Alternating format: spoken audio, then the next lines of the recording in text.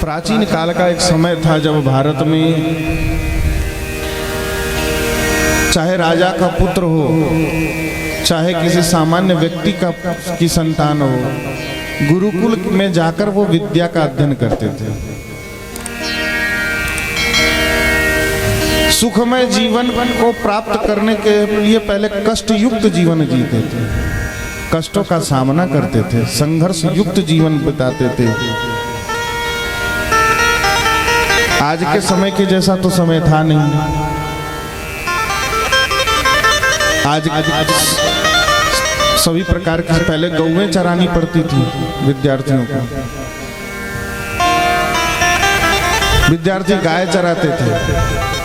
आज तो भैया नाना प्रकार के वाहनों पर चढ़कर विद्यालय जाते हैं और विद्यालय में जाकर फिर क्या पढ़ते, संसार की सारी बातें पढ़ते ही हैं। पढ़ने के बाद फिर घर भी आ जाते, पहले घर भी नहीं आ पाते थे। ब्रह्मचारी के रूप में रहते थे, कौपीन धारण करके, दंड धारण करके, भिन्न भिन्न रूप से रहते थे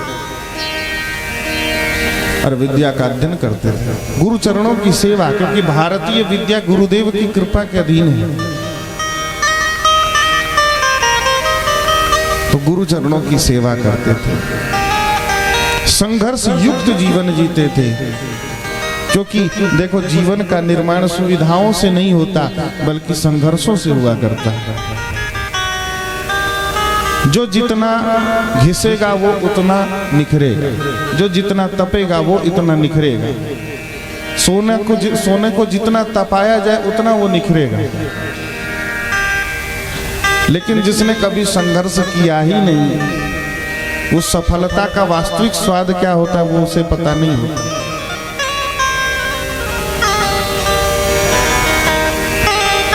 एक समय वो ऐसा हुआ करता था जहां पर राजा का भी पुत्र रहता था सामान्य बनकर, और एक आम नागरिक का पुत्र भी रहता था वही गुरुकुल में सामान्य बनकर। वहां कोई भेद नहीं होता था। आज स्थिति ये हो गई, जो करोड़पति उसके लिए वो पढ़े बढ़िया बड़े बड़े स्कूलों में, जो गरीब है वो पढ़े सामान्य स्कूलों में।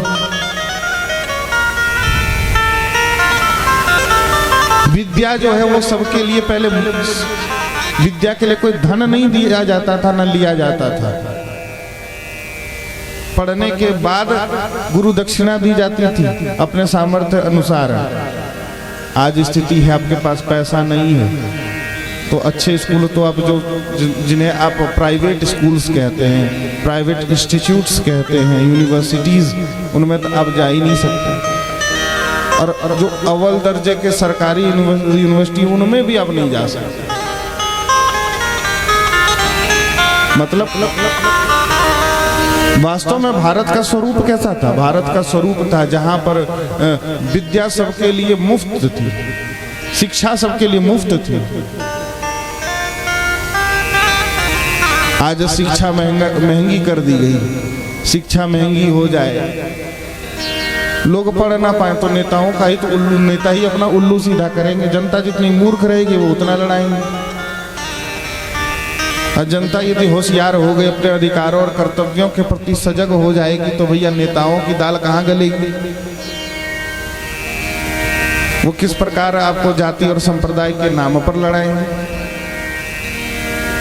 तो लोग सोए रहे उतना नेताओं के लिए फायदा है।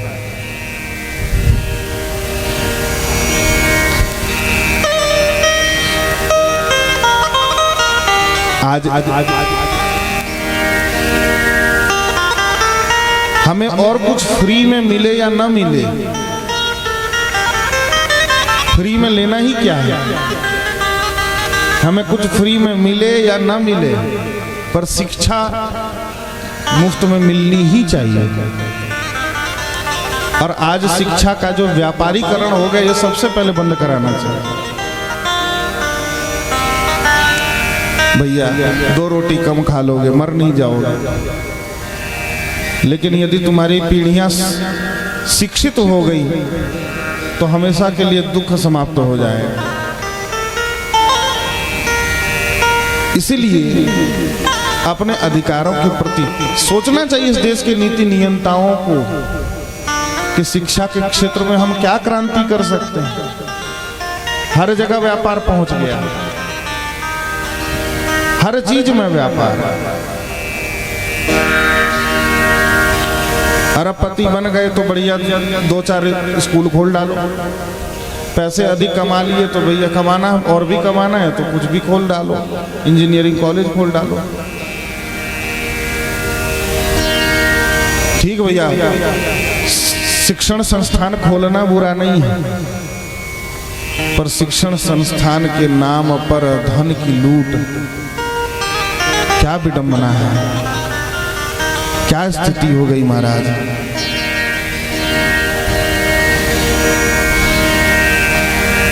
हमारी स्थिति बहुत खराब हो गई।